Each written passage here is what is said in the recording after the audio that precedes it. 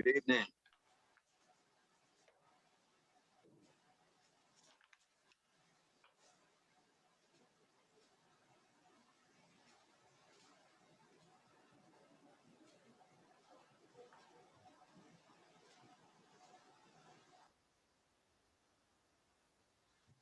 You can begin your meeting.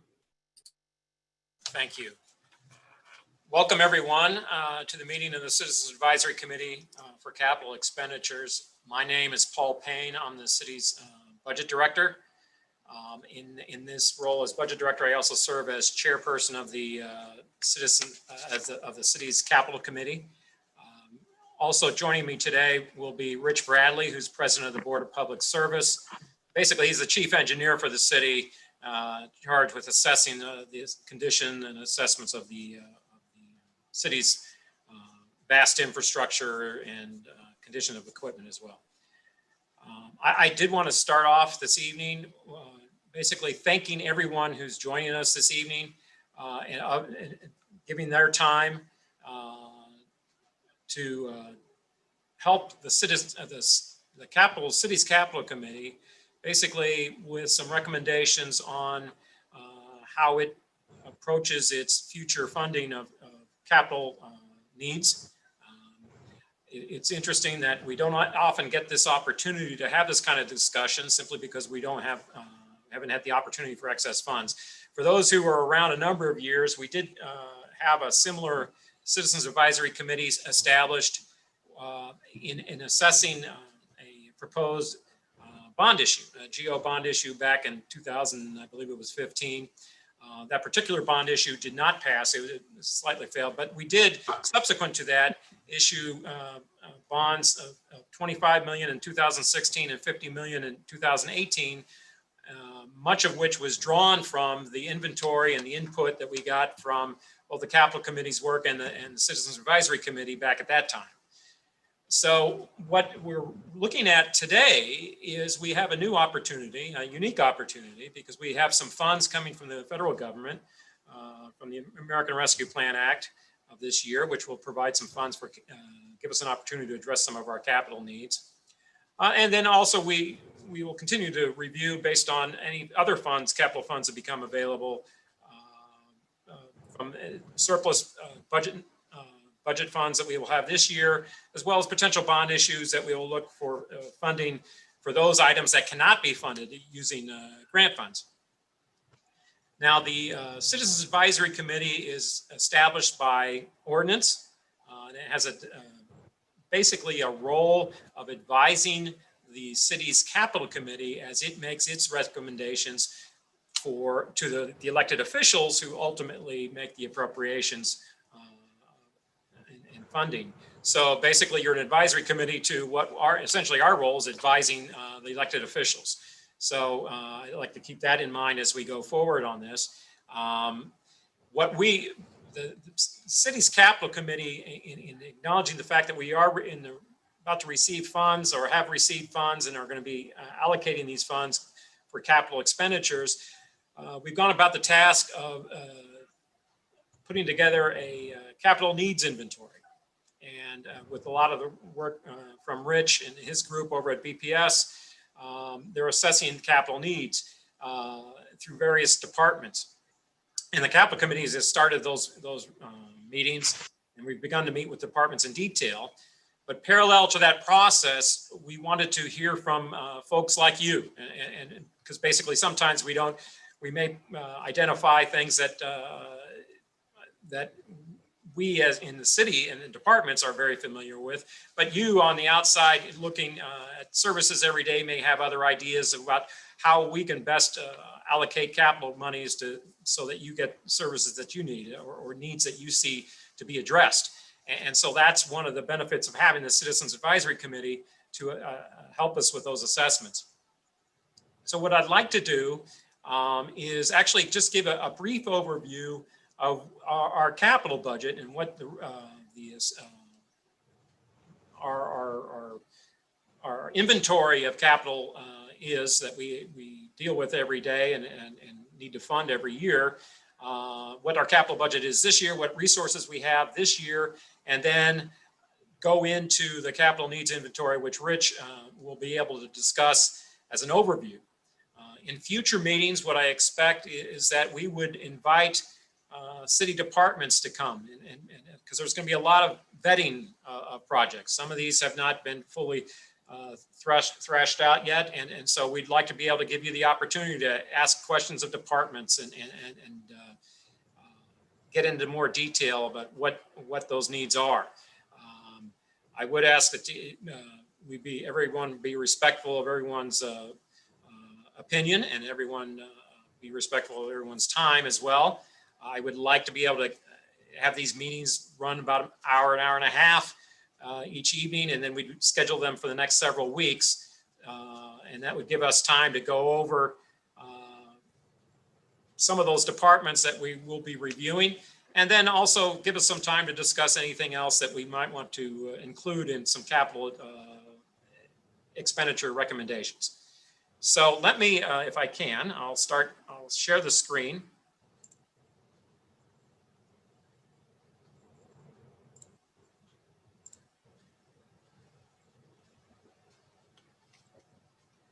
Do all of you see my screen at the moment? It's capital improvements budget guide. Just give a thumbs up if you did. Okay, great. This is one of the documents I included in our introductory memo. And what it does is basically gives you an overview of what we have as inventory of capital assets, as well as what we have appropriated in the current year's fiscal budget. So you can see just a summary of the citywide capital assets. You can see this list. This includes obviously buildings, large buildings such as City Hall, Civil Courts Building, the Carnahan Courts Building, Juvenile Building. These require a lot of maintenance each year and have a lot of capital needs. The fire department, which has over 31 firehouses and 122 vehicles. That is a large consumption of capital needs, and as well, and we've addressed a good part of these needs within the fire department, particularly within the last two bond issues that we've done, and if you followed that closely. Police department also has its police headquarters building, as well as 3 area command stations and a fleet of 675 police vehicles. In corrections, we have the Justice Center across the street, also the Medium Security Institution, although that facility is now not housing anyone, it's still a facility that is going to need some capital attention, and Juvenile Detention Center. In parks, we have 3,200 acres of parkland in 108 parks, 2 recreation complexes in both Carondelet and O'Fallon Park, 7 rec centers, and 8 swimming pools, 4 golf courses, and 153 athletic fields. So you can imagine the ongoing maintenance needs of those facilities as well. Streets, we have over 1,100 miles of paved streets with 450 miles of alleys, 600 plus traffic signal intersections. And then of course, we all familiar with the 26,500 alley refuse containers and nearly 40,000 refuse rollout carts. And then there are 73 bridges. Rich will go into detail about some of those bridge needs as we go forward. There's some other municipal buildings we deal with. The convention center, we do have an agreement with the CVC in terms of what our annual maintenance cost is, and that is provided for. So that does not hit our capital budget.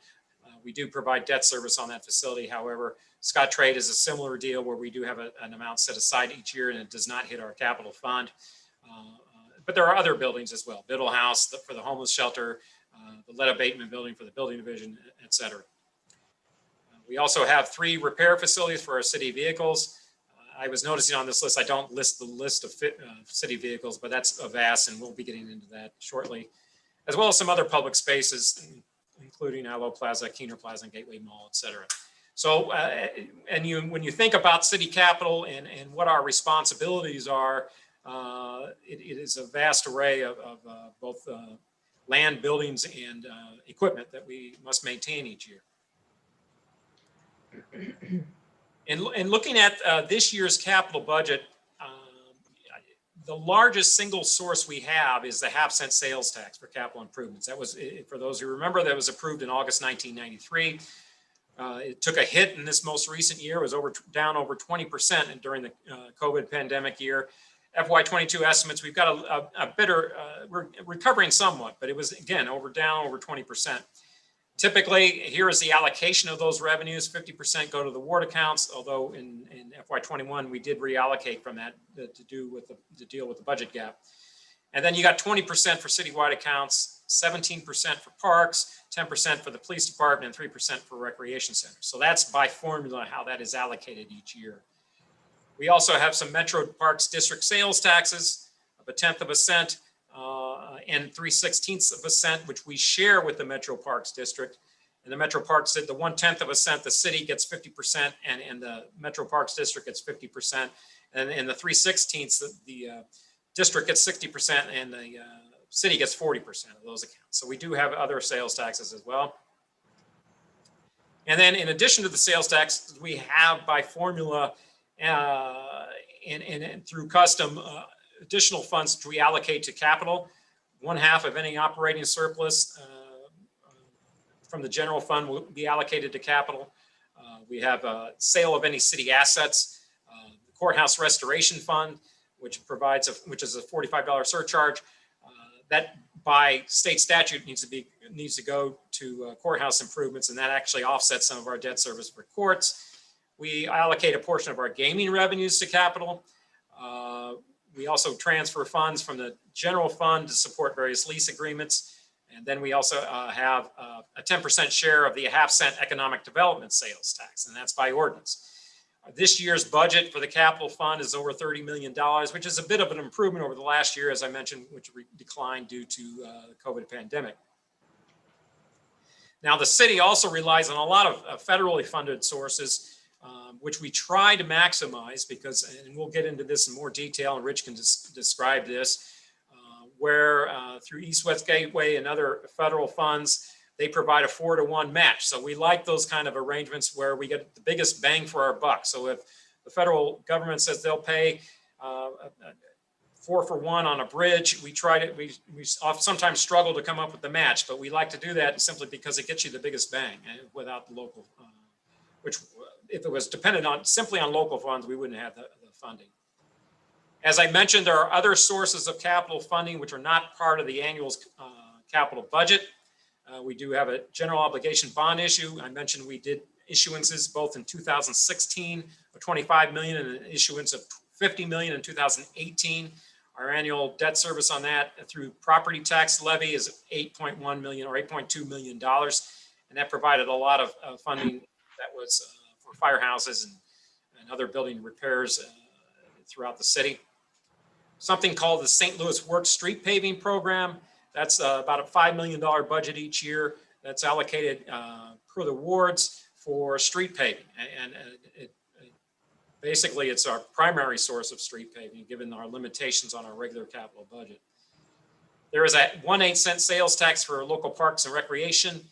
This is the funding for both the 2 rec complexes in Carondelet Park, as well as O'Fallon Park, that pays for the debt service on that, as well as a subsidy for the O'Fallon Park Rec Center. This is about $4.3 million a year. And then we have the restaurant gross receipts tax and hotel gross receipts tax that offsets some of our debt service on the convention centers debt that we pay out of our citywide accounts. Now our uses, as I mentioned, our total budget, capital fund budget this year is $30.1 million. And you can see by the pie chart here how it's allocated. Again, we have citywide debt service of about 10.7 million. Ward improvements are funded fully at 8.1 million. We got parks at 6.7 million, recreation at $500,000, and police department 1.6 million.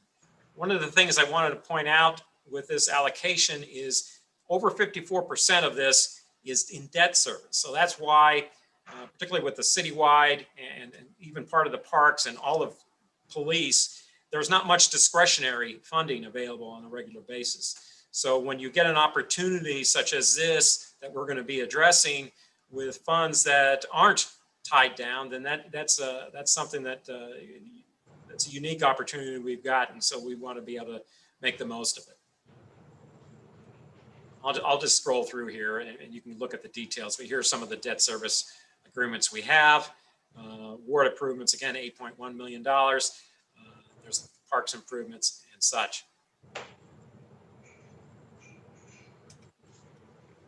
So in looking ahead, we always do a 5-year projection of what those resources would be.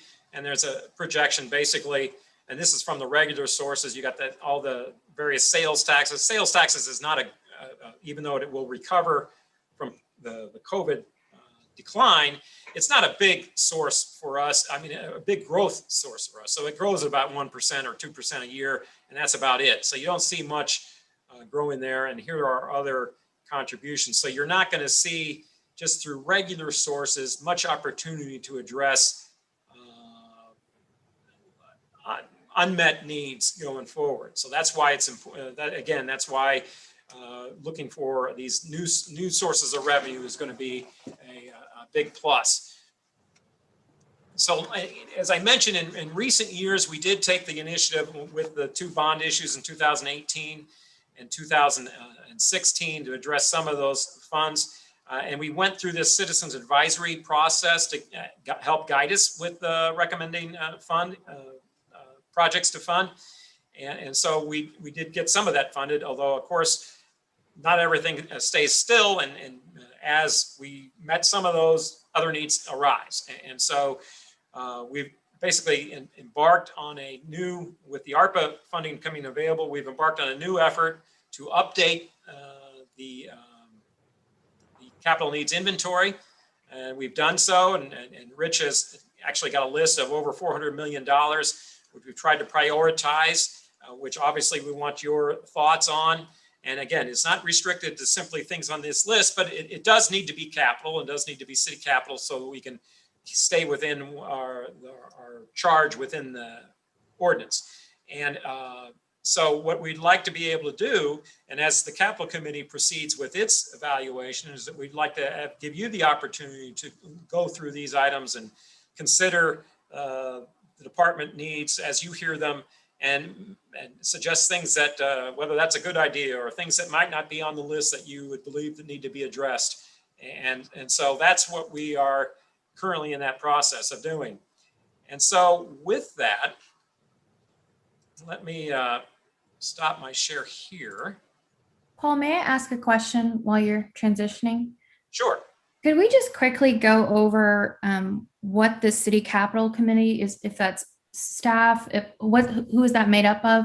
And Sure. then our process, whether we're just kind of whether this is like a listening session, an idea session, are we going to be voting in any sort of way? Just kind of going over the basics of what we'll specifically be doing. Yes, very good. And all this is posted online, but let me tell you that the membership of the capital committee, it's a 9-member committee. I serve as chair, being the budget director. There are also members from 2 members from the comptroller's office. There's the appointee from the mayor's office, who's usually the director of operations. There is a Rich Bradley, who serves as the president of the Board of Public Services, also on there. The chairwoman of the Ways and Means Committee, Marlene Davis, as well as an appointee, an aldermanic appointee, which is Tom Oldenburg, and then the head of the Community Development Agency, which is currently vacant. And so I believe that should be 9 if I left them all out.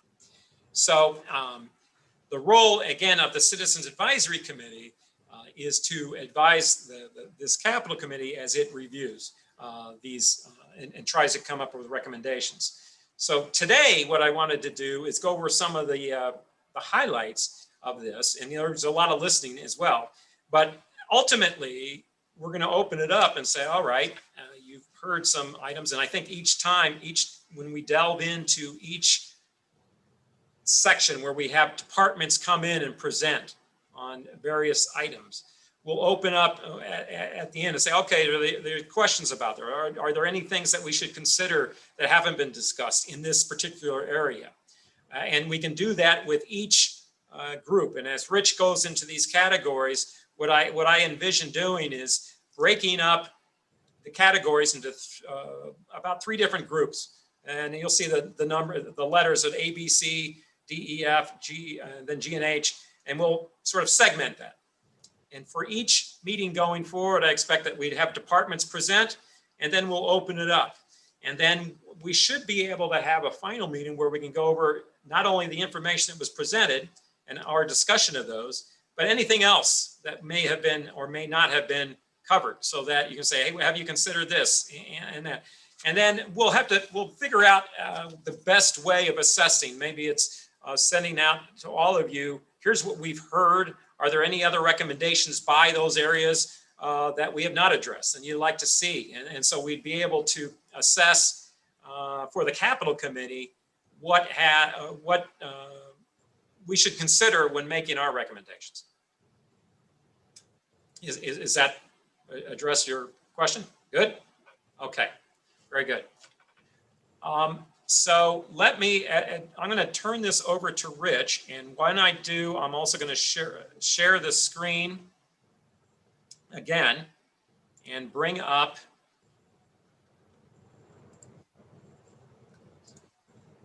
the capital. Let me see here. I believe I can share this.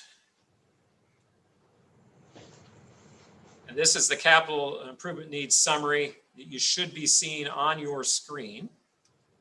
And with that, I will turn it over to Rich Bradley, president of BPS, and he's just going to give us an overview today. We're not going to, again, we won't get into the detailed weeds of this, but if we have general questions on that, we can do that, and I'll give it to Rich to describe it. Thank you, Rich. Paul, for the introduction. As Paul mentioned, my name is Rich Bradley. I'm the president of the Board of Public Service.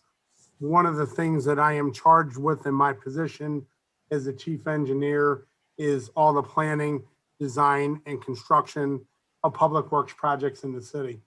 And so also as a member of the capital committee, it falls into my purview to work with the capital committee and my planning staff, engineering folks, and to assemble the capital needs inventory.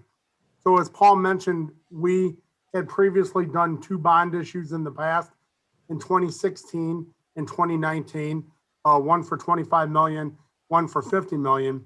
And what we learned from that is that more than likely on any given term, we are never going to fund all of our capital needs at one time, nor probably would we want to. So what we do is we created this list of capital needs summary, and it's in 3 colors. So red signifies critical, yellow signifies needed, and green is desirable. And so if you haven't had a chance to really look at this, the red are the most essential items to ensure the continued operation of the departments, the integrity of city buildings and facilities, our infrastructure to eliminate a serious risk to public safety. Also, they may include projects for which grant funding is available and pending, and a commitment is needed for a local match share, which is our funding. The yellow, and I'll just read a portion of it, not currently critical to the department's operation as described, but is definitely needed to ensure continued operations in the future. And green, desirable, is not needed at the current operations, but would be significant to improving the city's level of service in the long-term needs of infrastructure and operational services. So this is broken down into a series of categories, A through H, relatively straightforward. And what we do is we work with each of the department heads and we determine what those critical, needed, and desirable items are in the category. I want to be very clear that what we are presenting to you today is a draft of what we believe needs to be done. There is still input that is needed from each of the departments. They are working on that as we speak. We need input from you as well on what we're doing here. And so tonight, what I would like to do is just give you a summary of what our capital needs are without going through each and every one. I'd like to highlight the critical needs in each of the departments. So today, our total need is about $428,443,315. Of that, the critical needs are $148,258,382. So we're going to focus tonight on each of the critical needs in each of the areas. And then after I go through each area, I can stop. And if there's some question that I can answer for you, I will do that. Please keep in mind, as Paul mentioned, that we will have sessions where the department heads or the departments will come in and talk about each of their categories very specifically with all the details and really detailed questions and answers that you would like to ask. But tonight, my goal is just to introduce you to the list and the critical needs. So if you would turn to tab A first, which is streets. So as Paul mentioned, there are over 1,100 miles of streets in the city. There are 500 miles of alleys and about 2,000 miles of sidewalks. So on our critical needs list, item number 1, we talk about the Tucker Cycle Track project, Shoto to Washington. It is a $1.4 million project. It would be a federal grant project that we have applied for, about 1 mile in length. Basically what this project does is it is traffic calming downtown. It does provide for complete streets for different forms of transportation, but it also provides, ADA signals and ADA ramps and things of that nature. And so what we're looking for on this project is about a $280,000 match share from funding to match up with a federal grant. As Paul mentioned, there are a series of different grants. There are STPS grants, TAP grants, CMAQ grants. They all fall in different categories, but the one thing I would ask you to remember is that we applied to East West Gateway for these grants. And if we put up 20% local match share and East West Gateway approves it, they pay 80% of the project. And so that helps us out tremendously. So all these projects under streets at this juncture are going to be these type of grants that we apply for. Items 2 and 3 are Cass Avenue Streetscape Phase 1 and Phase 2. Phase 1 is a $19 million project, looking for a $3.8 million local match share. Cass Avenue Streetscape Phase 2 is a $12 million project, looking for a $2.4 million match share. These projects are significant because of the NGA headquarters that is being constructed on Cass Avenue. And this makes the connection to I-70 and through that corridor to get the individuals to and from the NGA headquarters. The next item on the list is Hall Street drainage and roadway improvements from Adelaide to Riverview, $6.5 million roadway project, looking for a $1.3 million match share project, 3.5 miles in length. This is a very industrial corridor in the city of St. Louis, but this is beneficial for our businesses, our truck companies, and all those things that are up on Hall Street to get a proper street configuration with drainage and all the things that have never been installed there. And so, again, that would be a grant-funded project. And then traffic management enhancement Phase 5, North Broadway to Chippewa and other arterials, $4 million project, looking for an $800,000 local match share. These are basically traffic signal upgrades and ADA improvements in the central corridor through the city of St. Louis. The easiest way to explain how the traffic management works is that when these CMAQ projects are all tied together, imagine when you leave a Cardinal baseball game and there's 40,000 people that leave at one time. We are able to control the signals from a traffic management center and turn all the signals on green, allowing egress and egress from the city at one point in time. The other thing that it does is it joins all the signals together so that when you drive down the street, the signals should all change in unison with each other from one to the next to the next. 50 years ago, when the signals were designed, they were all designed individually. So you would drive from one intersection to the next, and you could stop at each and every one. When you tie them together, it's controlled in unison. That should not happen. And then we skip down to item number 11, which is our ADA transition plan. I know that I have a colleague on the call today, David Newberger, who is our commissioner on the disabled. And basically, David would tell you that we are currently working on an ADA transition plan. We had about $1.4 million in our 2018 general obligation bond. We hired a consultant to come in and work with us on a 7-step process to ensure that we have a transition plan which meets the 1970s mandate for ADA, 70s, 90s, it's 70s, I believe, ADA requirement for ADA in the city of St. Louis. And so what David would tell you is if you do not have a transition plan, the federal Justice Department can literally come in and they can mandate to you what to do, when to do it, and how much to spend. So we have been diligent over the last administration and over the current administration to put funding towards this ADA transition plan, which is all streets, sidewalks, buildings, programs, anything that would affect the disabled within the city of St. Louis. And we are currently working towards solving those issues. If you look on your list, you'll notice that it says $2 million for estimated total project cost. $400,000 would be a local match share if we could get a grant. This is an unfunded mandate by the federal government. And so therefore, I am going to ask that we consider that this is a $2 million ask in the critical needs category in order to continue our endeavors to upgrade ADA in the city of St. Louis. If we skip to 2 pages to the back, which is page 3 of 3 for sheet A, under arterial street paving, there is $14 million in the critical category.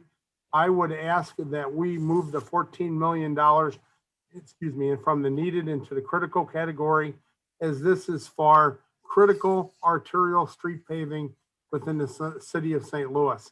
And this would be underneath the street department.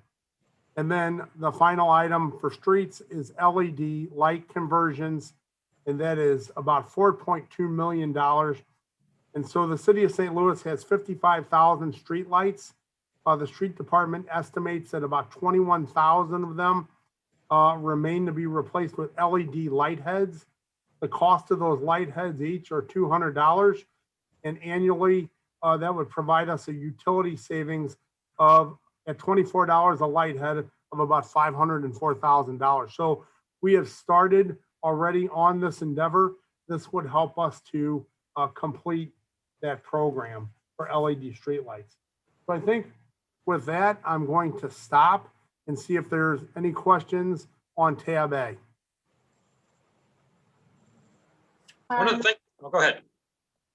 Oh, I was just going to ask, just in general, for the, and I think there was a question sort of alluding to this in the chat in terms of general criteria that's used to determine the critical category. But I also wanted to ask specifically in terms of equity analysis, looking at geography and where these investments would be, how much of a criteria or what the department was looking at with that.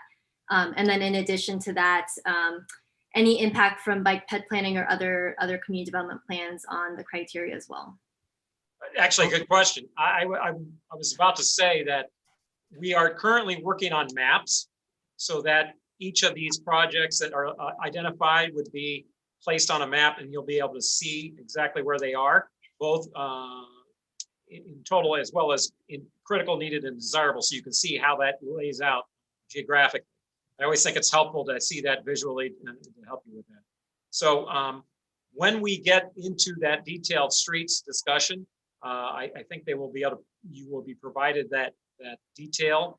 And I forget what the other part of your question. Just in terms of for the criteria or when the analysis was done, how much other community development planning, bike ped planning was taken into consideration for this as well? Yeah, actually, when we we'll go through that street discussion, you're going to hear from some other individuals who also present projects that are not within this realm. Other things that are going on, for instance, like the Greenway track that's being constructed throughout the city using other funds. Now, these other funds are grant funds that aren't affecting our capital budget, but they are, you need to know that so that you know how this integrates with those other things. And so I think that's going to be something that we get into as we probably at our next meeting when we discuss this particular category in detail. And one of the other challenges we're going to face, with this particular category is that one of the from the benefit side is that the grants, as Rich said, covers 80% of the cost. The challenge we always have is coming up with match funds. And unfortunately, we will be restricted, particularly with ARPA, in that the guidance is that you can't use federal funds to match other federal funds. So when we start evaluating how we allocate capital going forward, we're going to have to identify, look, some of these funds get us big bang for the buck, but we can't use that source. So let's say, so if we have surplus revenues or particular future bond issues, those are the kind of things we have to take into consideration so that we can, again, try to leverage these kind of grants, but do it in the correct form so that we're not crosswise with federal regulations. Oh, Is there any, you can elaborate a little bit on the critical need of LED lights and why that is considered a critical need aside from just the long-term cost savings? Well, one of the, and again, part of the principles related to our capital budget development is operational savings. What we have done so far is we've gone through the process of actually the state of Missouri, DNR issues low-cost loans to the city, and I think it's over $10 million of funds have been borrowed to convert some of those street lights into LED lights, simply because over the time it makes sense. I mean, basically, for the longest time, it was one of those capital projects that, if you remember when we did some time ago, we converted the traffic lights to LEDs, and that ended up saving us some significant funds simply because the LED lights, the traffic lights, which are on all the time, saved us energy costs because LED energy and labor costs because LED consumes less energy, and then the long-term life of the LED bulb saves us from the labor of having to replace. And as a matter of fact, they had it down to the point where they didn't replace the yellow bulbs, caution bulbs, at one point because they weren't on as long. But we got to the point the efficiency of that LED conversion actually made sense. Well, but now, at that time, the street lights weren't, the technology wasn't there for it to be cost effective. Now, in recent years, they've improved the technology such that the lighting is from LEDs is equal to, or if not greater than, the regular Cobra headlights. And so, and the annual savings is such that, as Rich mentioned, just by replacing what is left, you're investing $4.2 million upfront, and then you could save $500,000 per year. And that's a pretty good return on investment, and which is consistent with what one of our charges as the capital committee is. I should also point out that as we evaluate ARPA funds going forward, these funds are temporary. And so we also need to keep in mind that 5 years from now, these funds won't be around, and we'll be left with whatever we have as an operating budget and capital sources. So anything that we can do to both improve the service as well as reduce our operating costs is something good for the long term. So that's a plus. And that, all those type of things go into consideration on that issue. Paul, this is Christy Fry, and I had a clarification question. Sure. So number 7, which is Hampton, from Gravois to Chippewa, I think, and it's actually not in the critical, it's in the needed, but I'm confused because this work has already started and they're doing it right now. So how do they do that if this is a proposition, if it's proposal? Rich, I'd have to defer to you on that one. I'm not familiar with it. So what happens is we work through with the street department, and our whole plan is to find out what the pavement inventory is. They do a pavement inventory every year of what the most critical pavements in the city are. Now, I think I heard you saying that they're doing something in that stretch right now. And so, it could be a simple case of they're only doing a piece of it, and possibly the alderman funded it. It could be that they had some excess revenue left over from another paving job, and they're picking that up now. But I would have to ask the street director that question. I don't know specifically what they're doing on Hampton right now that you're referring to. All right. Well, and again, and maybe we can't this, and so it causes a follow-up question. So yeah, I'd like to know, because we were given an email from the alder that this is the calming, exactly what this says is being done right now. So to me, then this should be pulled off this list if it's being Exactly. So we can certainly get a clarification on that. I'm gonna make a note of that to make sure we talk with the street director about that. I'm gonna say that sometimes it's surprising. We actually get things done sooner than later, and so that's a good thing. Yeah, I agree. I was just trying to figure out in my head if Right. the proposal, how did they get the approval to go ahead and do it? How's that? Right. Yeah. This is Julia, and I would agree with Christy because I just came through there the other day, and I mean, I was surprised that it was paved like that. So if that work has already been done, then that needs to be taken off the list, like Christy said. And I just Absolutely. wanted to affirm that the money did come from the aldermen, that 2 aldermen collaborated on funds for that. And also in a town hall meeting with my alderman a couple weeks ago, we discussed allocating funding from his budget to do the LED lights. So I kind of wanted to clarify about communication between the aldermen allocating funding for LEDs and funding that we have access to. How is that conversation navigated? Are the aldermen aware that there's funding possibly coming from another place for those so they can deprioritize that? So what happens is every year the alderman has ward capital funding. It's allocated to them in an amount. Some of them go through and they allocate it for the following year for very specific projects. Could be street paving, sidewalks, alleys, whatever. Other alderpersons feel like they don't know at the time of budget hearings what specifically they want to do. So they put the money into an account where they can pull that money out later down the road. And so what the discussion that you're probably hearing is an alderman saying that if the general capital city doesn't have a plan to do the LED streetlights, they would probably fund that in their ward out of their ward capital.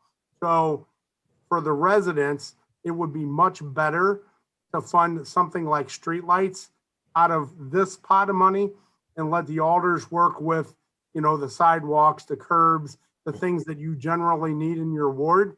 So I don't know who your alderman is. Who is your alderman? My alderman is Bill Stevens. Okay, so Bill is new, and I haven't spoken to Bill, but my guess would be is what he's saying is if the city's general capital doesn't do it, he's committed to doing it out of his ward capital. So this is a good project here. It would save him from doing it from ward capital. Okay, thank you. I Hi, have a question. oh, Go ahead. sorry, go ahead. Oh, thank you. My question is for Paul. I want to circle back to what you said about making sure that we're not kind of like, I guess, for lack of a better term, double dipping, I guess, with with the funding and everything. And I know that recently the Senate pushed through the infrastructure bill and everything. So when you're talking about the grants and everything, are we kind of also even looking at that sometime in the near future, or we're just dealing strictly just with ARPA and just with other grants and making sure that we're kind of still playing in the yard Sure. Properly. Sure. Yeah, obviously, we've got our eye on the fact that there could be an infrastructure bill coming down the pipe. But you don't know that yet. So you're dealing with what you actually know. But as you're aware, when we do this inventory, it's usually far greater than the need is far greater than what we eventually have to allocate. I remember when we did this last time, we identified a list of over 300 million, but the bond issue proposal was 150. So half of that was not even addressed. So I think it's going to be a matter of saying, okay, and as Rich has said, what do we think is the priority items of these items? It doesn't mean that there's not a need, and it doesn't mean that it's not something that we'd like to be able to do if we get a chance, but what are the priority items? Then if the infrastructure bill passes and it's got some, and it may have some guidance that, who knows, maybe it's 100%, would be great. But if it's 80, then we're going to have to factor in that 20% match again figure. And then we'll have to see how much of that can we accommodate. And so a lot of that's yet to be determined, but I think through this process, we can say, here, these are the most important ones based on what we have available today. And as more funds become available, then all of a sudden you can start expanding that list. And that, I think that's the way we'd probably approach it. But by having at least this identified, you've got a universe to start with. I have a question. I do see a couple other hands up. Yeah. Okay, I'm sorry. Go ahead. Yeah, is that Julia? No, this is Latasha, but I'll wait. Okay. Is Julia? You already answered my question. Thank you. Great. And Stephanie? Oh, Natasha can go first. I already asked the question. Okay, great. So my question is, I know that there was a committee or a board of individuals that kind of completed some of this work behind the scenes, if you will. How can we be assured that the capital investment funds will be dispersed or distributed or used in a fair and equitable manner, right? How can we be assured that areas that are already up and coming developed don't continue to receive funding when there are other areas that are in dire need of projects? It seems to me like there's an advisory committee that will be us, but all of the projects have already been determined. So I'm just trying to figure out how that works. Sure. Well, first of all, let me address that second thing. None of this has already been predetermined. Okay, so basically, as Rich pointed out, in his capacity as the President of the Board of Public Service, it's their charge to identify things which are in dire need of replacement or repair, particularly if it relates to public safety issues where a building presents risks to the employees or the public and things like that. But going to your question about where this occurs and all, I think once we start putting together a little bit more detail on the maps, particularly with streets, you'll see where these things are located, the rec centers where those are located, any of the paving allocations that we do, you will be able to see where those are located. And some of the, and basically some, and as we go bring the departments in and hear some of the rationale for where these where the improvements are, I think you'll get a better idea of that. And of course, if there's something on this list that is not actually something not on this list that we should need to be considering, feel free to bring that up and we'll have to consider it. And of course, when you're talking capital, and I was thinking about this before today's meeting, capital is one of those things where, for instance, if you're trying to repair your house and you tell the family that you're going to be renovating the basement for a new rec room, and everyone gets excited about that, and you're about to begin that, and all of a sudden the roof starts to leak, and you say, okay, that puts a kibosh on the improvements to the rec room. We got to deal with the roof. It's one of those things that it's not necessarily popular items or items that have many advocates. For instance, you're always looking at things that where the open plaza with the fountains gets all the attention. Meanwhile, the leaky pipes and the behind the walls, nobody pays attention to. Well, that's the kind of thing that Rich has to deal with. And so we have to make sure that while we address all those publicly things that are visible to the public and are highly visible to the public, as well as those things that aren't visible. The pipes through the walls, the cracking foundations, or things like that present a risk to the public that without knowing, without Rich's expertise, we wouldn't know about. And those are the kinds, so you have to sort of blend those two needs. But I think you'll get a chance to do that as we talk with the departments as they come in. I just have one more question for this section. So safety is obviously a relative term, but specifically for this category, is truly safety the only kind of metric for how these things are prioritized? Are there other calculations? Is the city match a calculation in this prioritization? Just kind of touching on the kind of equitable, obviously I would love, a bike lane in my area, and that's higher ranked than these just basic street improvements. So I just want to understand, if there are other calculations in how these things are designated as critical. So I would say answer to that question would be is obviously safety ranks at the top of the list. Always concerned with safety.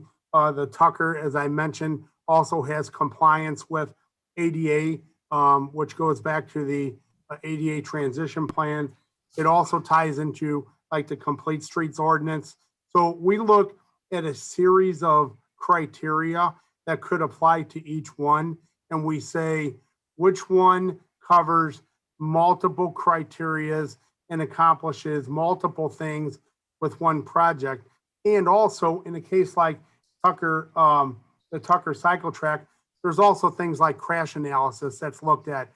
We work with the police department and see at the intersections how many accidents are, and they report that to the street department. And so those type of things are all taken into account on what the priorities are. As I said, all these things on this list, depending on what category they're in, all need to be done.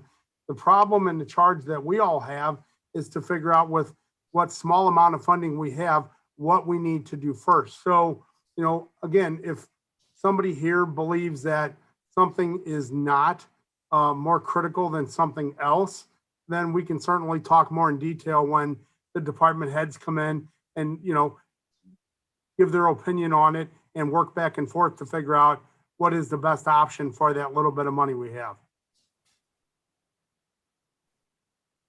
I see a couple more hands. Wally Seward. Yeah, thank you. First, I want to say I've worked in a public city facilities maintenance department before, and I have an incredible amount of respect for the level of knowledge you all have about the infrastructure in the city and the work you all do to keep it going.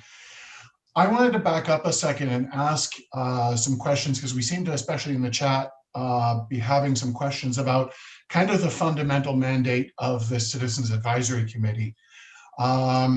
Starting with the fact that it would probably be extremely useful for us if there were some kind of in writing statement of the mandate of this committee in terms of what it is that we are being asked or expected to do, the kind of input we're being asked to give.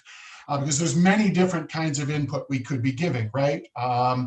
Yes, this project's important. That pothole outside my house just ate my car.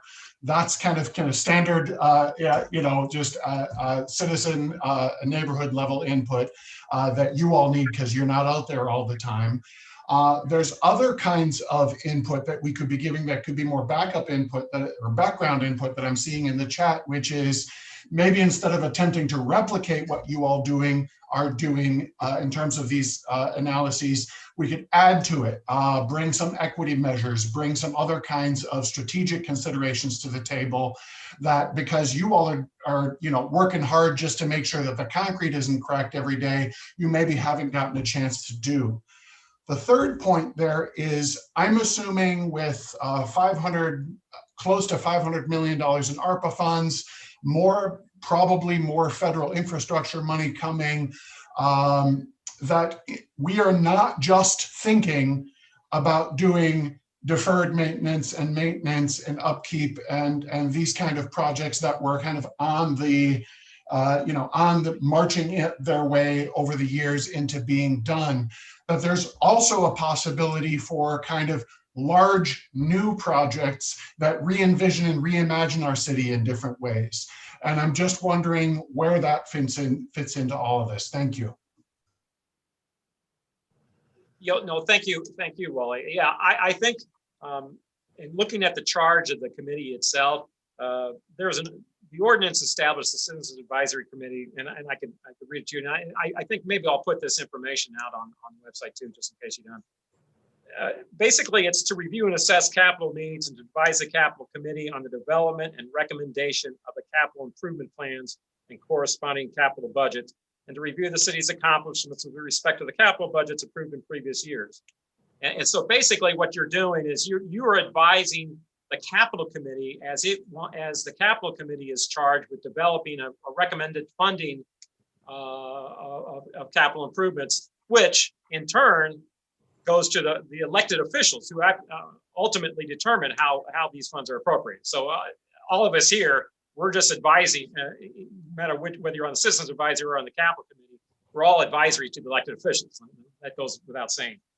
So, but I think, and I actually share your interest in those things which are transformative, because when you think about these kind of opportunities don't come along that often. And so, and yeah, I don't want to underplay that. I just want to make sure that people understand that not everything's going to be exciting. Sometimes it might be small. I can tell you the other day we had a meeting with forestry and they said, hey, we'd like to get this mulcher, and a very small item, and basically, but what it does is it mulches you know how you mow lots and then we send out a crew to pick up stuff. Well, it mulches them on site, so you don't have to bring the crew later. It's a little thing like that. Not big, not exciting, but it's a good thing. But we've got other bigger projects we can talk about.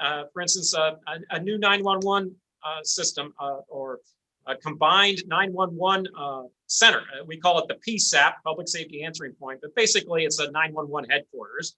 That's a $32 million project item. It would transform how we manage our 911 service and all our dispatchers and put them all under one roof. That's a significant change. And I think this gives us an opportunity to do that. You'll be hearing a little bit more details. And of course, if you all have ideas that we have not considered along those lines, by all means, we can bring those up. Again, it has to be capital, and it has to be within the ordinance guidance that we are working under.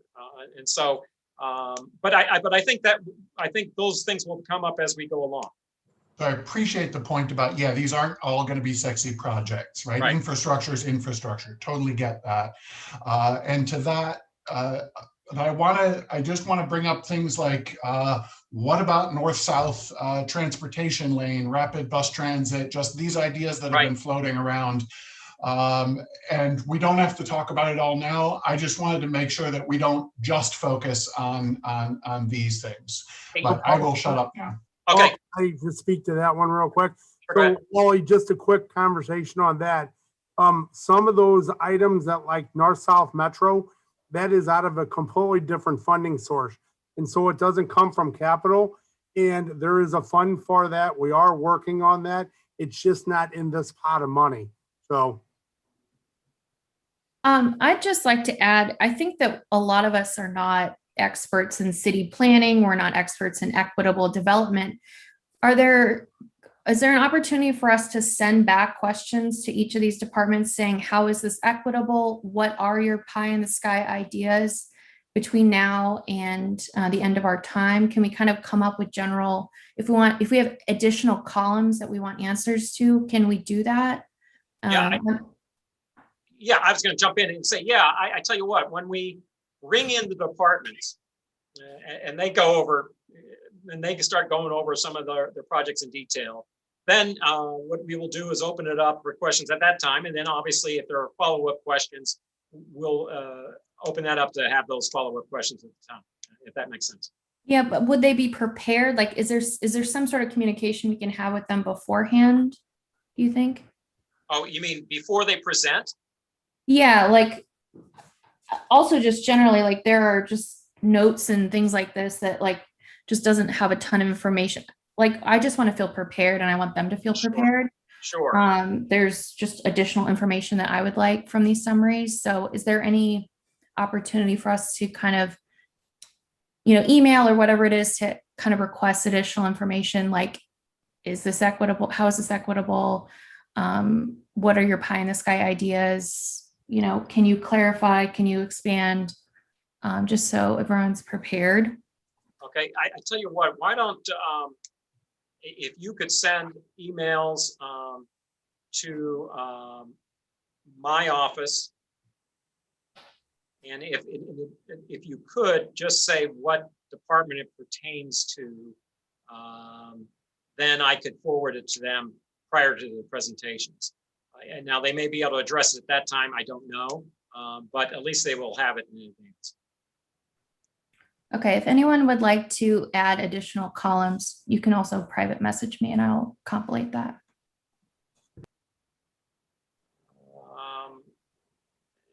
Anyone else? Stephanie, I see your hand up. Is that? Yes. So I guess, well, first of all, thanks, Wally, for bringing that up. I did notice, for example, recent conversation and a lot of media attention specifically around reckless driving in the city. And so it just seems like not all of, in terms of critical need, that seems like a critical need to me. So I would love to see some solutions around that. But I did have a question more logistically about leverage funds. I know you referenced earlier a little bit about, prioritizing if there are match funding. But then I'm also wondering, is there any criteria taken or any consideration taken to potential private investment? Or, for example, I'm just thinking in particular about NGA and how almost half of what's considered critical would go towards NGA specifically. And my understanding is that they would be bringing a lot of their own investment, whether through private development or through the NGA itself. So I'm just trying to better understand, why that's considered critical, and are there other leverage funds that could be considered for those particular suggestions? You know what, and I'll jump in. I don't know if Richie, you want to have a comment, but I don't want to get into particular projects today. Otherwise, we're not going to be able to cover the general ground. But what I would expect is that at our next meeting, I do anticipate having streets, bridges, and parks as our topics, which will be these first three categories. And if we could do that, we could go into those details and have some of those questions about some of those projects. Does that work for everyone? Sure.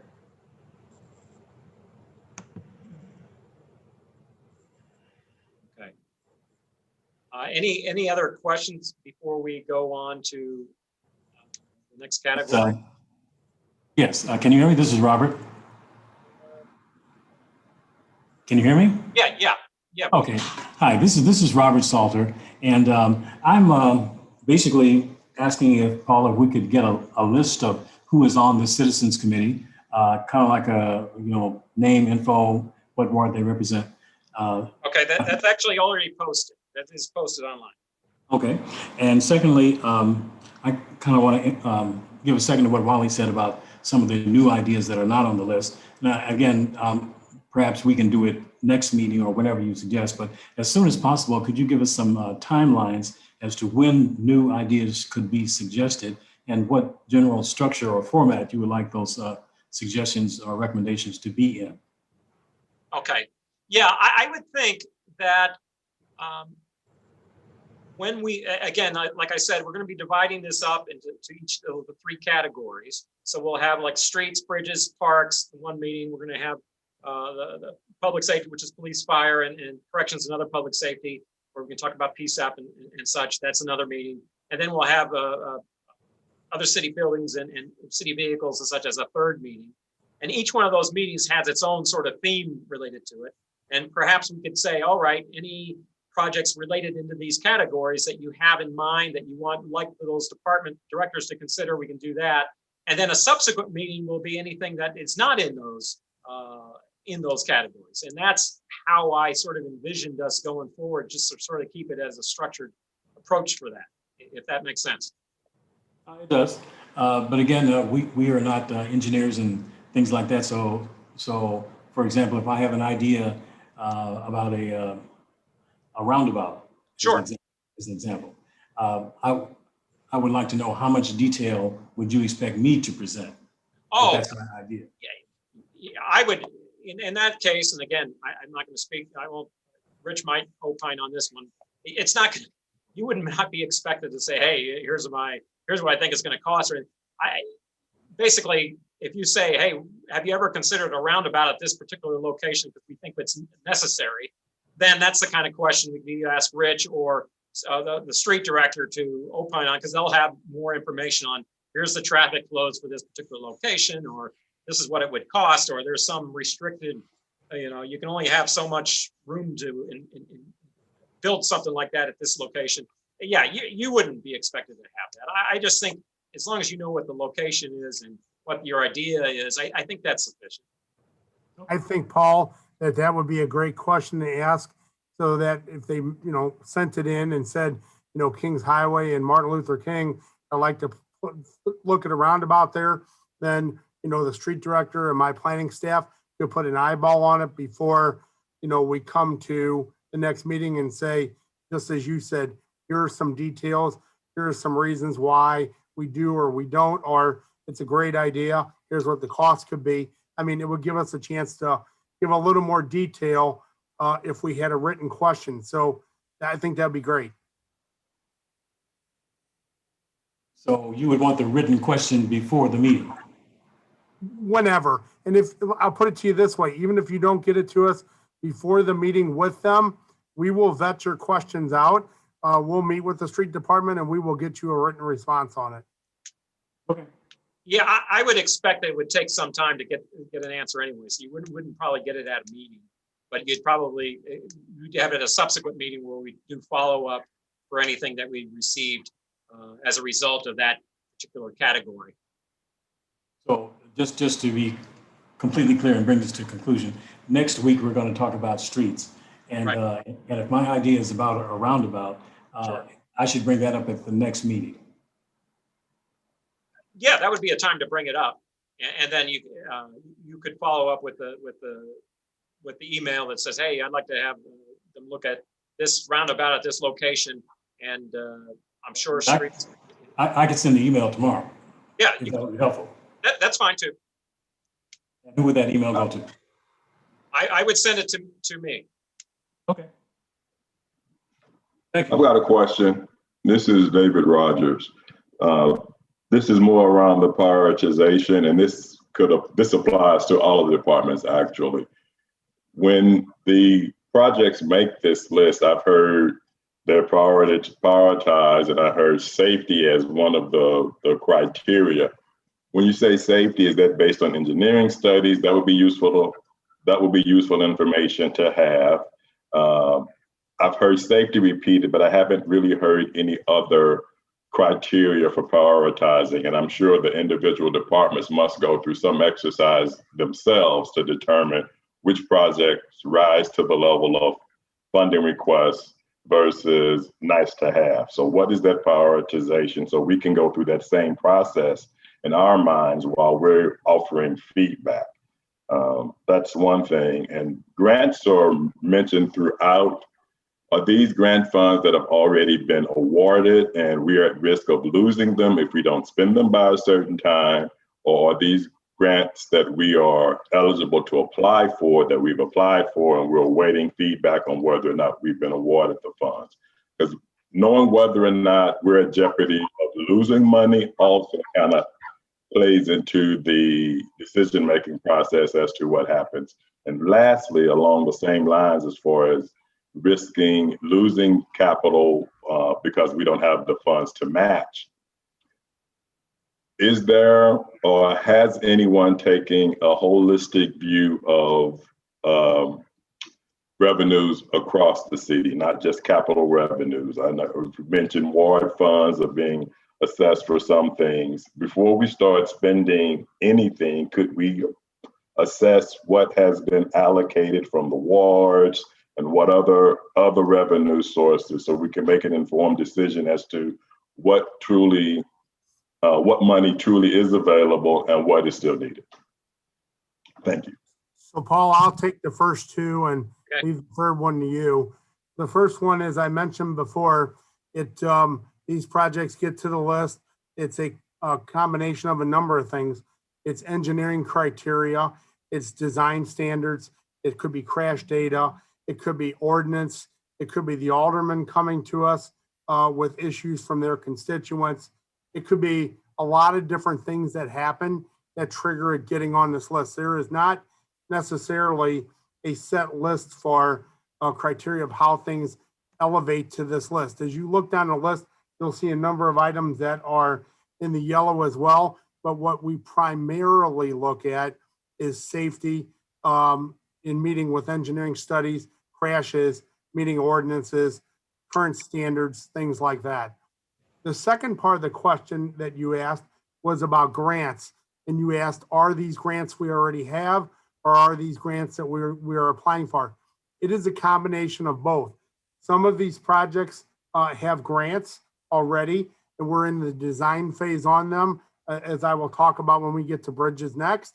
Some of these are grants that we will still have to apply for and compete for. But I can tell you that every time an opportunity comes forth to submit a grant, Paul and I and the Capital Committee grind very hard on trying to find nickels, dimes, and quarters to make up that local match share so that we can get a project completed for 20 cents on a dollar. I will give you a prime example of when that didn't happen and what we did. We built a bridge on Kings Highway at Shaw. It was a $22 million job. I could not go for a grant because we didn't have a local match share. We worked with the Union Pacific Railroad. We worked out some details with them to increase their vertical clearance. We wrote an agreement. They paid the 20% local match share. The bridge, in essence, cost the city of St. Louis nothing to build. So we're always looking for opportunities with our partners to have them pay the local match share. But we also work very, very hard to try to figure out how to get it and never lose a grant. We never have an opportunity where we don't turn in a proposal for a grant. We always compete very well. And I'll jump in on the funding sources. If you were, I covered a little bit in the early part of this meeting, going in from the capital improvements guide, identifying what our various sources of funding for capital are. Basically, you have our capital fund budget of $30 million, and it allocates certain revenues by ordinance. And for instance, you have a 50% share of the half-cent sales tax, which go to the ward capital accounts. And so you can see that's in FY22, that's $8 million. And in addition to all those funds that are in part of the capital fund, we also, as I mentioned, and again, this is in that capital improvements guide that I went over at the beginning of the meeting. We have funding for the general obligation bond issue projects, which we're paying $8 million per year from the from the property tax levy each year. That funded the 2016 and the 2018 bond issues. And then we also have another source of revenue would be St. Louis Works, which is basically utility taxes of about $5 million per year, which are allocated to the wards, and they provide most of our funding, our paving for street paving each year. So, and I'm not going to repeat all those other items. And let me stop you, because I don't mean all of our revenue sources just for capital projects. Right. I'll use an example. Sure. Ward funds have been mentioned. So if you've got projects on the list that are potentially, that there's a potential grant for millions of dollars, and if it crosses 2 wards, as opposed to risking losing that grant, is there any conversations with the aldermen who have those wards to say, hey, we've got a potential here of getting so-and-so. So as opposed to you using your ward funds for X, could you consider using this so we don't lose these millions of dollars that could fund a much bigger project and impact greater parts of your ward than just what you would have funded with your ward project? Those are the kind of things I was talking about, have those conversations. Yeah, very good, very good. Absolutely, we do that all the time. In fact, that's a great point, because on these are major capital improvements projects. So you'll notice that on here, there's really not sidewalks and alley paving and things like that, because your alderman pays for that out of their ward capital. with my liaison staff. But when we have a major project and we cannot find the local funding for a grant, we always sit down with the aldermen that are affected. We write an agreement and they allocate ward capital funding for these major projects. Unfortunately, when we're talking local capital funding for these things, it could be most of their capital monies for multiple years to do this. And so there are a number of aldermen that have committed, you know, $100,000 a year for the next 5 years to do X, Y, or Z and help us get a grant. Yes, happens all the time. Okay. I have one more really quick question. First off, thank you for allowing me to be a part of this committee. I'm learning a lot. I want to roll back just a little bit. I know that we're in the infancy stages of everything, and I keep hearing a lot of really great ideas. Is there a framework? I've seen this in the chat. Is there a framework that we are going to follow to help us organize our thoughts, to help us make sure that everyone gets what they want, to make sure that everything is done in an equitable manner? What framework are we going to follow before we start, you know, sending these emails, coming up with project ideas, deciding on where to distribute funds? What framework are we going to use? Well, first, let me jump in. I can tell you, being budget director, that not everyone's going to get what they want. So just from his historical experience, yeah, a good budget is an equitable distribution of dissatisfaction. That's usually been the experience. But in particular to your question, I think the framework we're going to be utilizing is basically, you go through, we get to these meetings with individual departments. And as long as I think it's going to be important that we continue to focus on that particular theme that we are covering. And I know you might have ideas in later, and you can submit those with email. But if we focus on, for instance, with streets, bridges, and parks next meeting, if we can focus on those, and everyone sort of come to the meeting in that mindset where we can say, okay, within streets, parks, and bridges, what ideas? Here's some of the critical needs we've identified on this list. Are there items on here that you don't believe are really that critical? Are those items on there that you think are more needed than others? And are there some items that we need to consider, for instance, like when we talked about how about a roundabout at this particular location?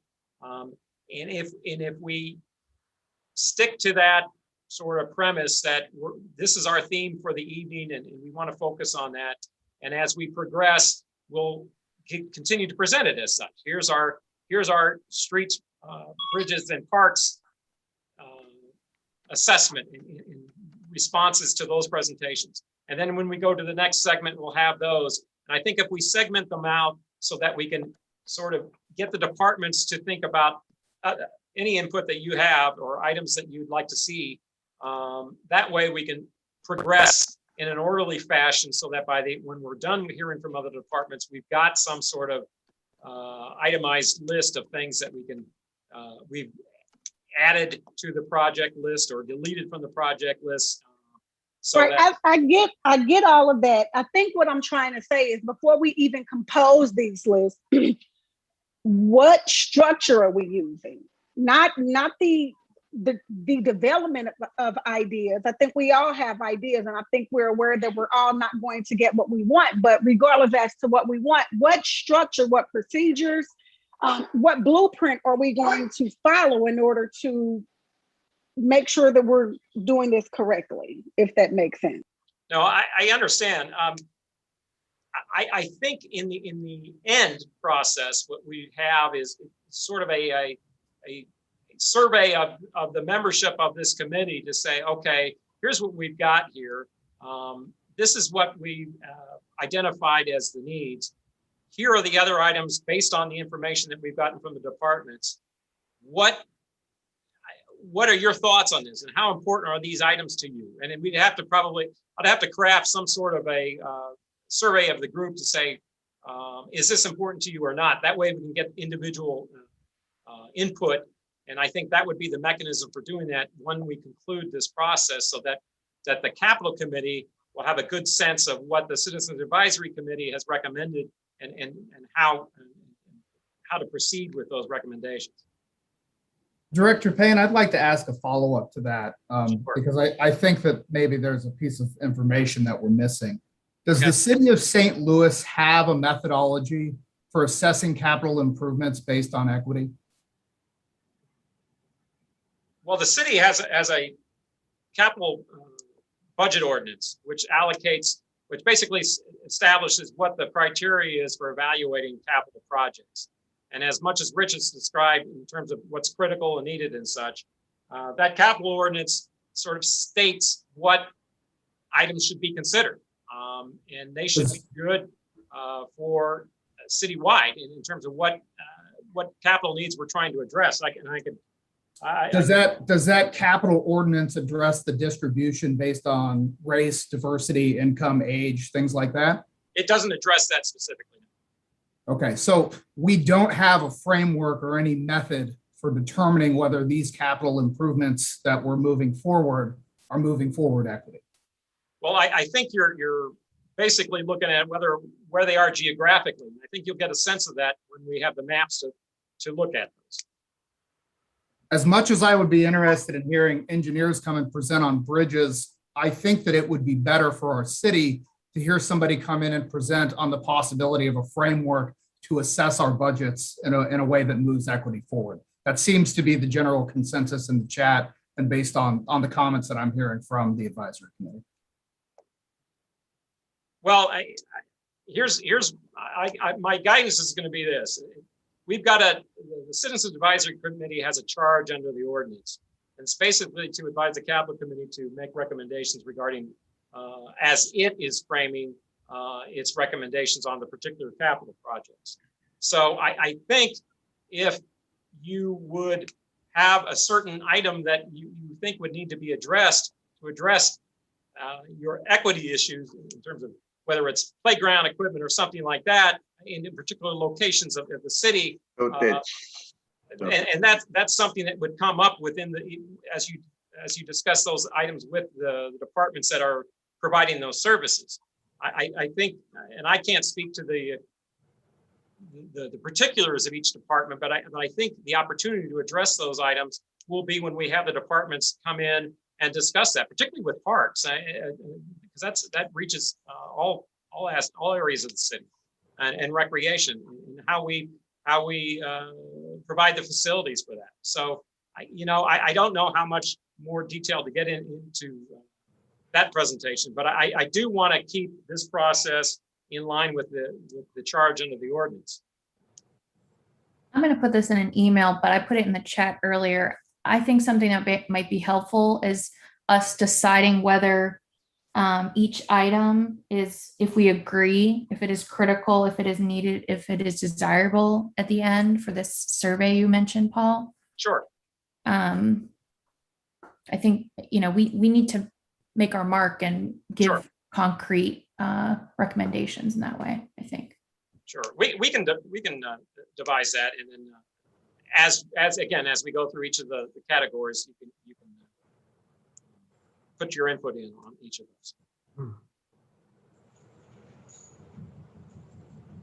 those. Can you manage the chat so that we can save it?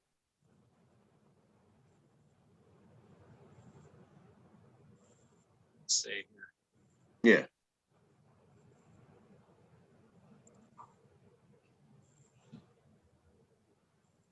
See how I can do that.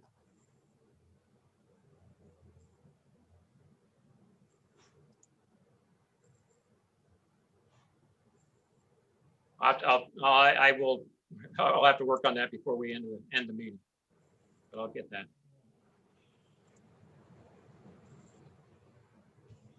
Maybe just printing to PDF. Or something. I believe STLTV saves those, the folks that are managing this, if I remember correctly.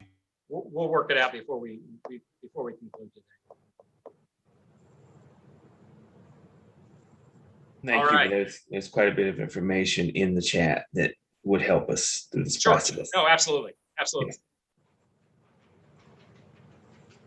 I think someone was asking about whether or not there would be representatives from the missing wards. Has that been responded to yet? Representatives from whom? There are quite a few wards that don't have any representatives as listed on the website. So we were just wondering if there was a process for that, if they were coming, if they just, like what the deal is basically on that lack of representation in those wards. We offered invitations to all the alder people to make their recommendations represented on the committee. So if we haven't received a name from them yet, we could still receive those names, but we haven't as of yet. So that's why it's posted on the list. It's posted as of today. So we could have additional members as we go along. That's good, because like we really don't want to leave anyone away from the table. Sure. From a lot of us, as we already talked about in the chat here, is that there are quite a number of North City that's not represented here, and then there's a small number in the South. So definitely want to make sure that everyone is, to kind of paraphrase Shirley Chisholm, everyone is sitting at the table and not on the menu. Sure. And again, of course, the appointment of the individuals is up to the individual alderperson. So we'll welcome anyone who's appointed at today's date as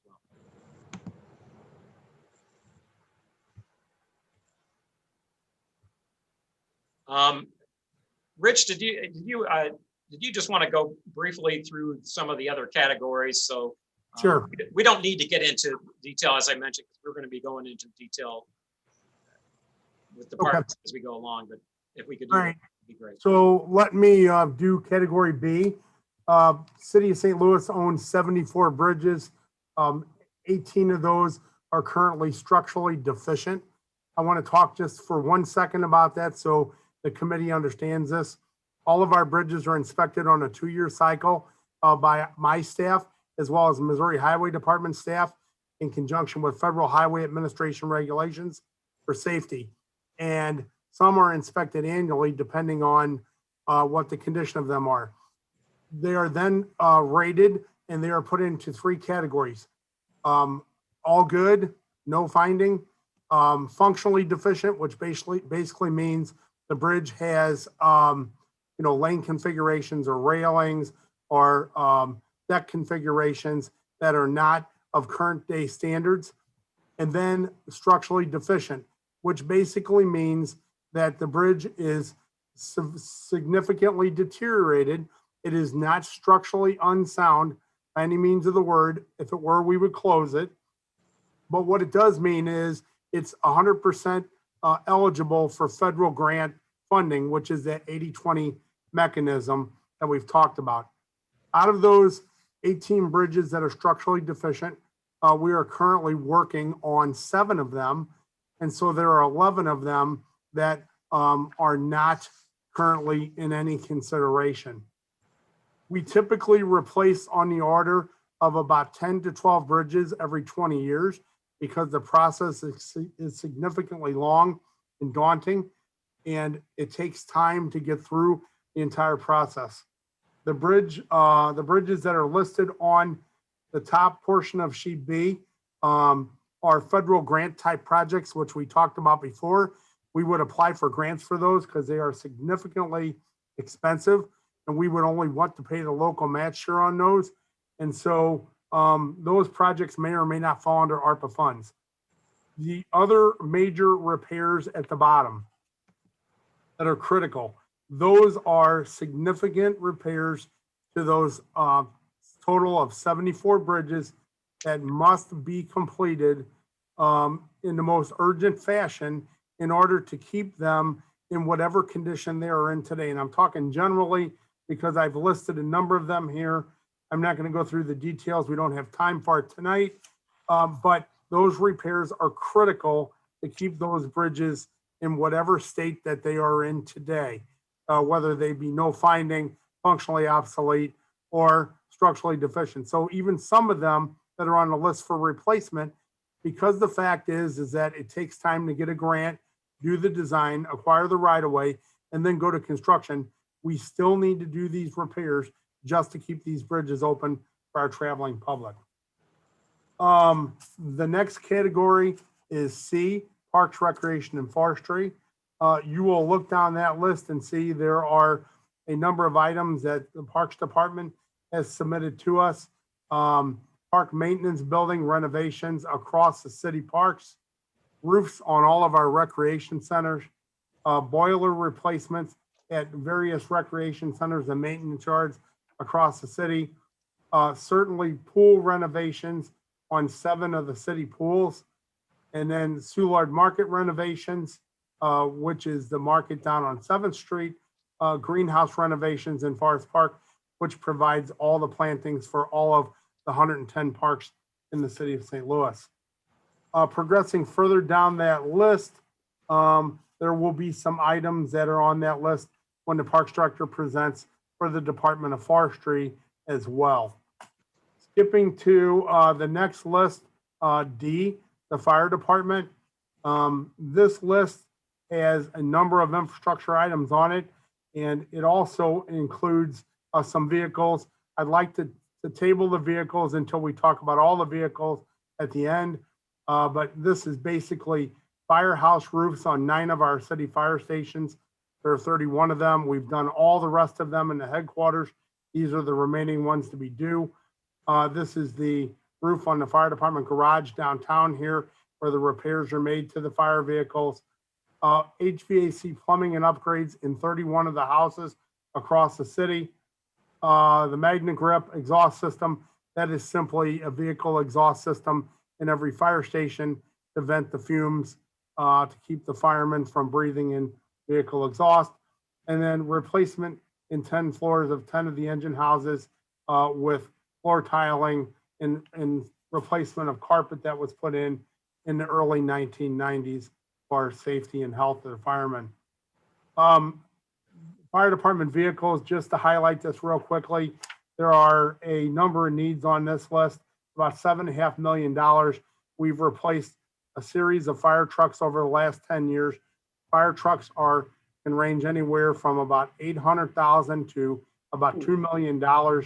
And of course, with 31 fire stations and reserve apparatus, we are fully staffed on that.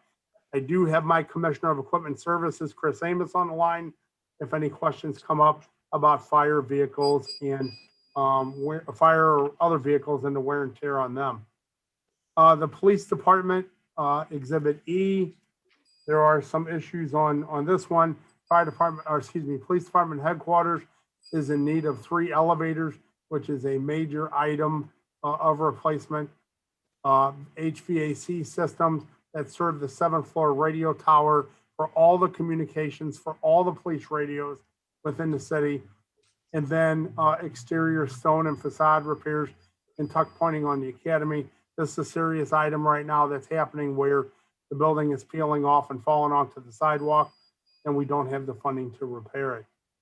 If you progress down that list, there's also police vehicles on here. There is about $6.840 million worth of police vehicles, and that is everything from the scout vehicles, detective sedans, and the Tahoes for the law enforcement officers that are used on a daily basis. Skipping to the next tab, which is corrections and other public safety. The big items that are on that list are the upgrades to the Criminal Justice Center. I'm sure everybody's aware of the issues that are going on there. We're asking for $12 million there towards a $19 million project to make sure that all the lock systems and everything are in place over there. And then an upgraded fire alarm system in that facility. Down near the bottom of the list are a series of items from the sheriff's office. And we categorize these all as critical simply because today the sheriff's office is taking on many more needs than just staffing the courts. They are also helping with corrections. They are also assisting the police department out on watches on different areas of the city. And so therefore, all these items are operational items that they need daily. Skipping to other municipal buildings, there's a series of different buildings on this list, all for a total of about $16.8 million. There are items at our City Hall West, 1520 Market Street, chillers. There's some roof replacements on here. One at our Central Industrial Drive, issues with asbestos abatement at the Medical Examiner's Building. Our municipal garage is in need of about $600,000 worth of concrete restoration and repairs. And then a fire alarm system in City Hall, which is well overdue and out of date, and a lot of zones are inoperative for $1.7 million. The Civil Courts building across the street from us here has a number of items, exterior stone stabilization. The building has comprised of a series of stones that are tied back into the building with metal tabs. And the building is over 50 years old. Many of those tabs have deteriorated, and we're stabilizing the facade of the building and re-tuck pointing it so we don't have a structural failure. Fire alarm system in that building also is due for replacement. There is a toilet renovation room, a toilet ventilation of a restroom in the basement, which is a major code item, safety item for the people that use the building and work there. A new water service, and that is so critical because the water service is original to the building. We had a failure in Carnahan Courts last year of a water service, and it created almost $3 million in damage. Sound Wi-Fi upgrades in courtrooms, revolving doors to the building itself. And then we skip down to the Carnahan Courts building, fire alarm systems, revolving doors, major air handlers, and basically HVAC type renovations. Down under the family courts building are $300,000 in plumbing upgrades in our juvenile detention center. And then I believe that we're to the next tab, which is H, city vehicles. There are about $6.8 million in city vehicles that are critical across the board, $34 million in vehicles. These are our fleet vehicles other than fire and police. These could be snow plows, dump trucks for parks, any kind of lawn mowers, things that maintain all of our parks and so forth. And you can look through that list and see what is all listed as critical on that list. And so I know that was a real quick overview. I'm trying to just push this in with time. We'll have time to go through all these one sheet at a time and do a presentation, but I wanted to at least give you the general highlight of what we're looking at within that $148 million worth of critical needs. Thank you, Rich. I was going to point out that under public safety, there is that public safety answering point project, which I mentioned, that $32 million one. I'm sorry, I missed that one, Paul. Yeah, and that's a big one. And that is actually a very critical project. It builds a 17 to 20,000 square foot 911 EMS and police and SEMA dispatch center behind the fire department headquarters at Jefferson and Cass. The idea behind that is to replace and upgrade and modernize our dispatch centers, consolidate them for our 911 system today, which is failing.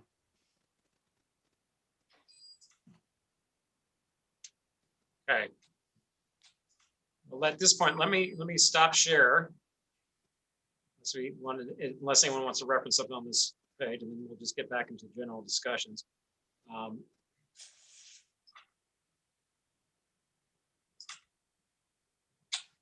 Okay. Are there any general questions we have in terms of any of the other material that Rich has just covered?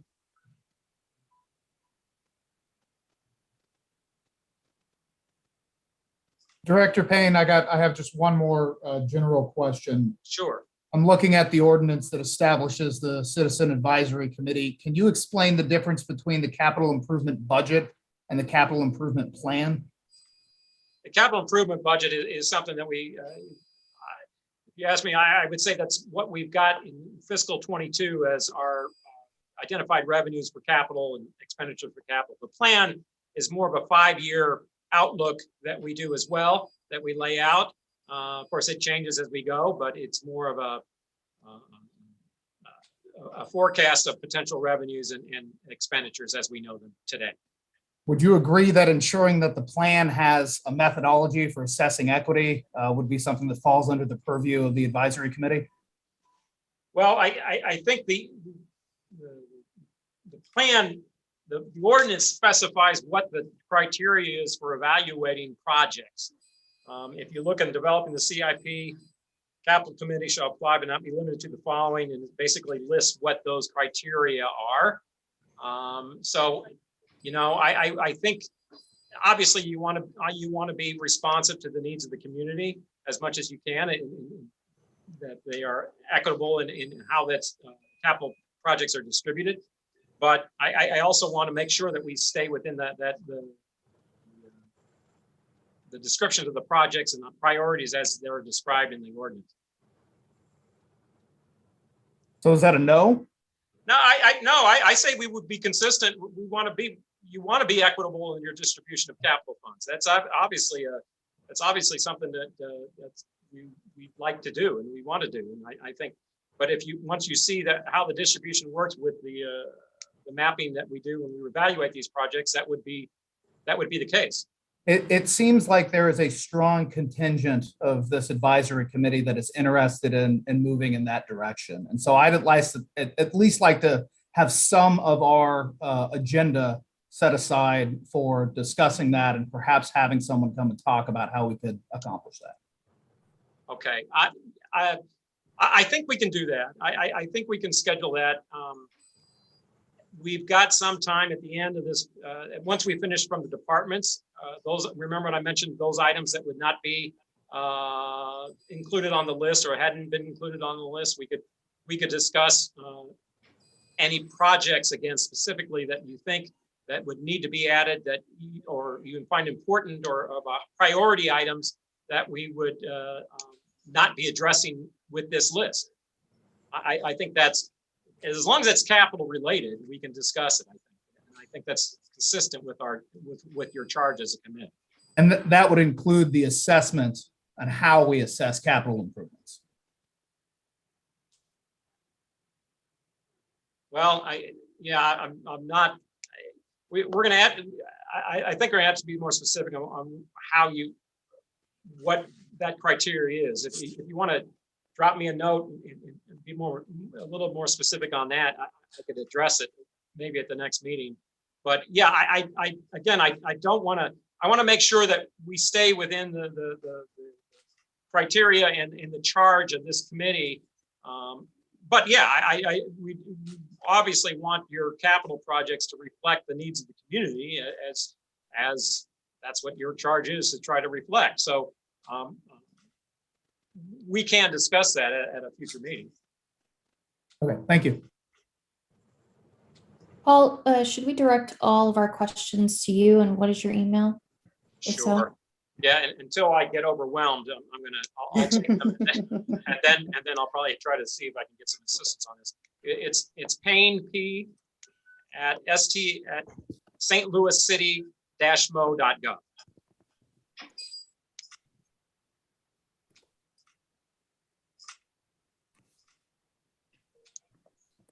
Could you repeat that? Yeah, let me actually, I said it's Payne P at St. Louis-mo.gov.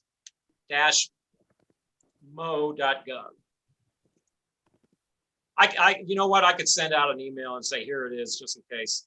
So that way you've got something to respond to.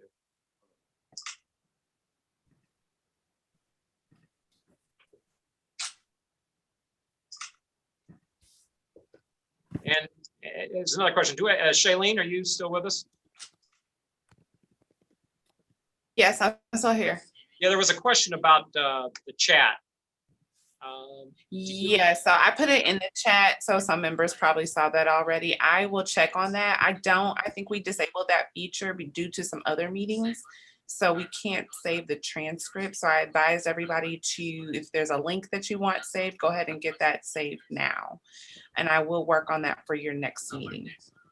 Okay, thank you.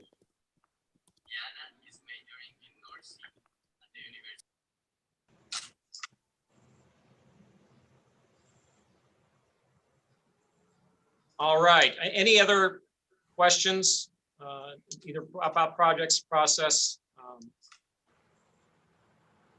as we speak? As I mentioned, we're going to try to do this regularly for the next several weeks. And again, I want to adopt it as a theme for each night. In the next week, we'd like to have a little bit more discussion and delving into the streets, bridges, and parks category. So again, if you have items that you'd like to focus on at that point, you can either email me or we can discuss them at the meeting and we'll get more information back to you as that becomes available. And I hope to see you at that time. Anyone else have anything for the good of this group?